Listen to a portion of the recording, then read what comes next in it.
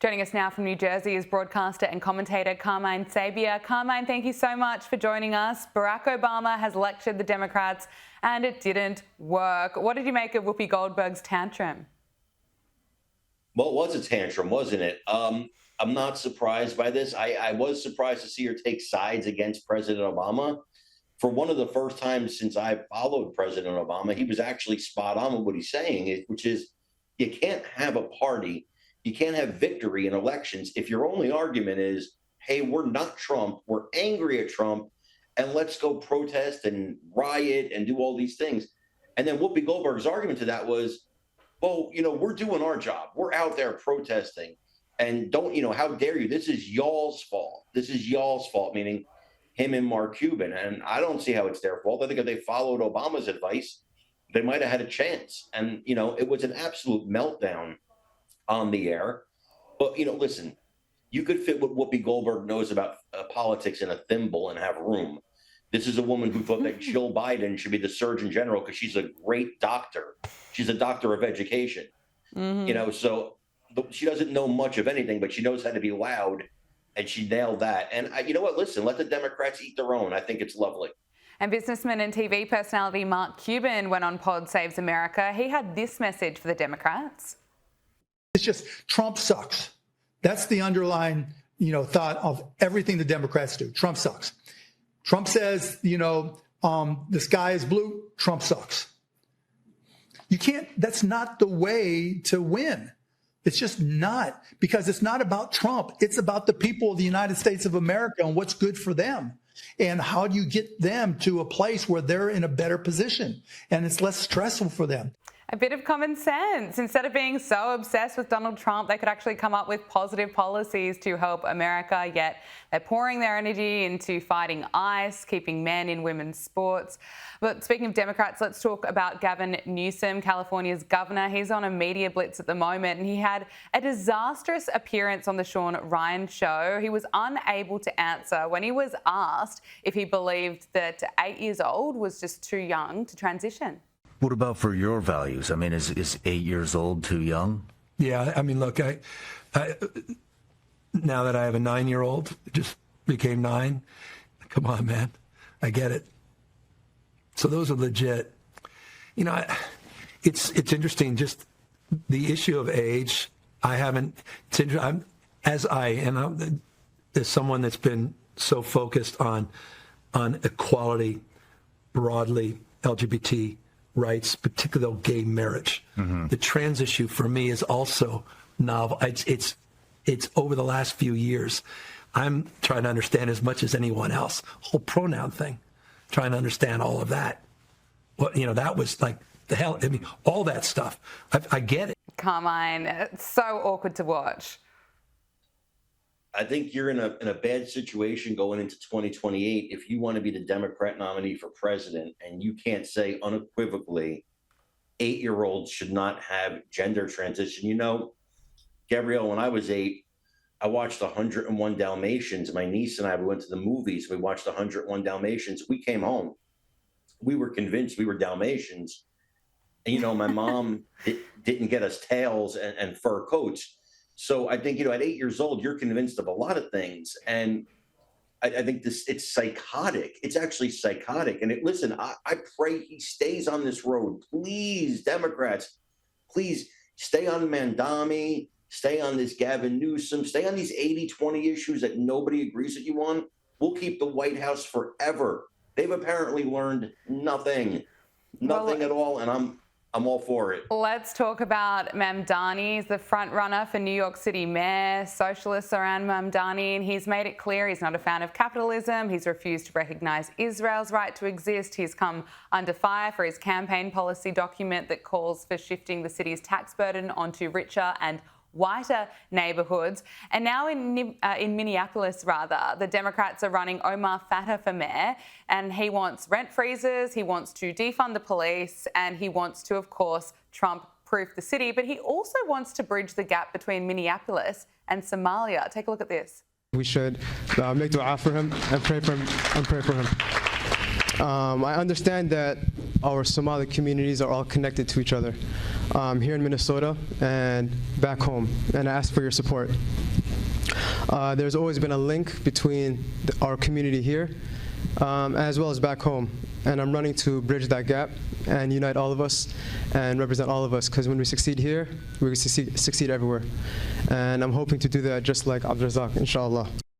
Looking at Mamdani and Omar Fatah, they are radical far left. You know, Mamdani has been in DC today, meeting with Democratic lawmakers to talk about the lessons from his surprise win out there with AOC. But this is really putting the spotlight on the future direction of the Democrat Party, don't you think?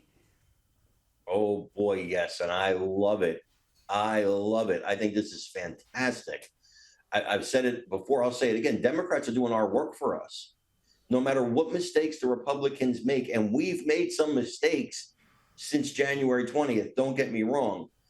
But man, let's have this. Let's finally, once and for all, have this out in 2028.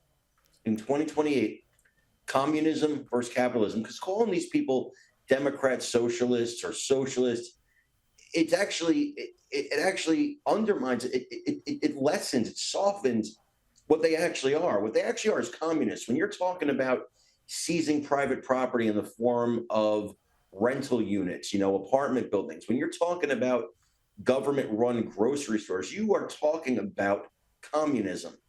And it's baby steps. Communism always comes to you in baby steps. The first step is class warfare. Well, the Democrats have perfected that. If you're a successful person, you're evil. If you're a poor person, then you're righteous. And so they've convinced people who are struggling, the middle class and whatever, that people who have are the reason they don't have. And once you can convince them of that, then communism starts to look more attractive.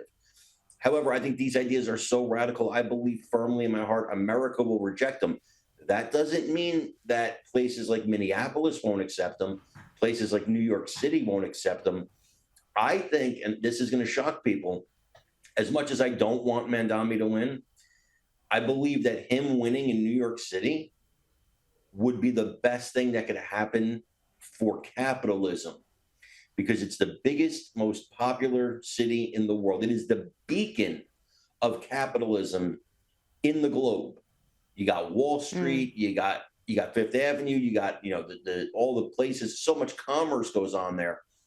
If you can show the failure of capitalism in New York City, you might be able to drive a stake through the heart of this movement, because if you don't, this is taking over the Democrat Party. There's going to be a time, believe it or not, I tell my Republican friends this all the time, there's going to be a time where you guys sit there and say, oh, man, I wish we had Nancy Pelosi back. That's how bad these people are. Well, there you go. That says something, doesn't it? I want to talk to you about what's happening in Spain, because the streets of Spain have turned into chaos. Locals are clashing with migrant gang members. Let's just take a look at what's unfolded.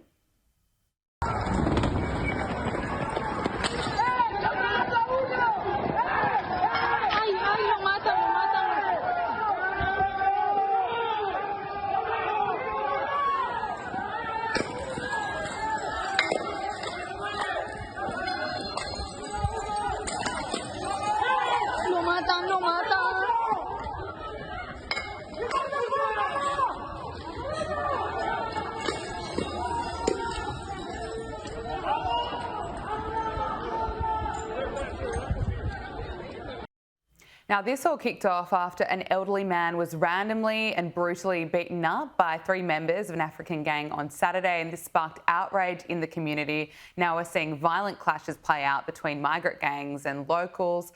Some of the vision is confronting, including vision of protesters wearing masks and shooting fireworks in the streets.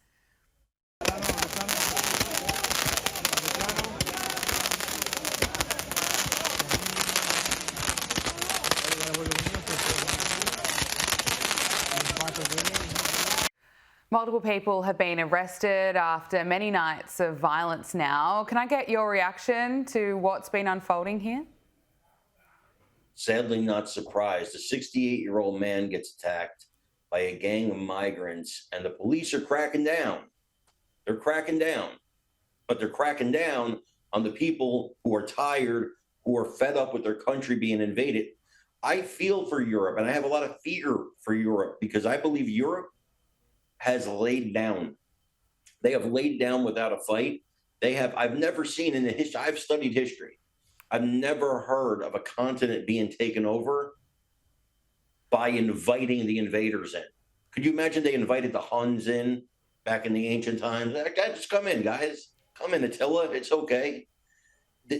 What's happening here, you can't, and look, politically correct or not, you cannot take people from the third world, stick them in the first world countries and say, okay, go ahead. There's no assimilation. There's nothing. And you have these random acts of violence, and then the police crack down on the people who are fed up. Look, I'm pro-immigration. I'm an American. My family are immigrants. I believe in immigration legally and through assimilation. And that's not what's happening here. What we have is just a flood of people who are fundamentally changing what it means to be European. European, unlike the United States was built on multiculturalism. Europe wasn't built that way. Europe had people who are specifically homogenous to these regions. They have the same culture. They have the same, things that they do, the same religious beliefs. And you just shoved millions of people in. And not only did you shove them in without any assimilation, but you're giving them preferential treatment. It's not just Spain. It's all across Europe. What's happening in Spain is just an example of what's been happening in Europe. The fact that they're arresting people on what they want to call the far right, and I like to call the common sense, but they call it the far right because that sounds dangerous. They're arresting those people who are finally saying, look, we're fed up. We're not racists. We're not haters, but we want safety in our own country. It's absolutely absurd. It's absurd what's happening there. Well, illegal migration to Spain has increased by 82% in the last 3 years. And it's interesting to note how this is playing out in the media. It's not getting all that much attention. And the articles that I have been seeing, look at the New York Times, and it's police arrest far-right leader after anti-immigration riots in the Spanish town. I mean, what's your assessment of the media's role in this? The media is the biggest purveyors of, I can't say that word on TV, but nonsense in the whole Western Hemisphere and in the world. The media likes to cultivate the narrative. If you control the narrative, you control the message. And if you control the message, you control the people. So you say far right, these anti-immigrant protesters have been arrested, and then they're far right. And they're, again, far right, that harkens back to World War II and Germany and things like that. And that gets people scared. That's not what these people are. These are people that want to protect their country. They want to protect. Spain has a beautiful and rich history. It is a beautiful country. It is. My nephew was just in Italy, and he's telling me, he's like, it's nothing like. I mean, he's been going there for decades. He's like, it's. You could see the change. It's not the Italy we know, and it's the same thing happening in Spain. And it's such a culture shock, and it's happening so fast that it's just dangerous. And the media plays the biggest role in this because the media wants you to feel guilty for being somebody who wants to protect your country. And so when the New York Times puts out an article like that, that's not just about Spain. Believe me, it's also about America. It's also about saying it's the bad guys who don't want these immigrants. And by the way, they always say immigrants. They never say illegal immigrants. They mix them. The immigrants and illegal immigrants to them are the same thing. But to us on the right, it's not the same thing. We welcome legal immigrants. And no, so the media is playing a horrible role in this, but I will say they're playing the role that they've been playing for years. This is what the media does. So to that end, they're being very successful because they're doing what it is they do. Broadcaster and commentator Carmine Sabia, thank you so much for joining us on Power Hour. Really great to get your thoughts. Appreciate it.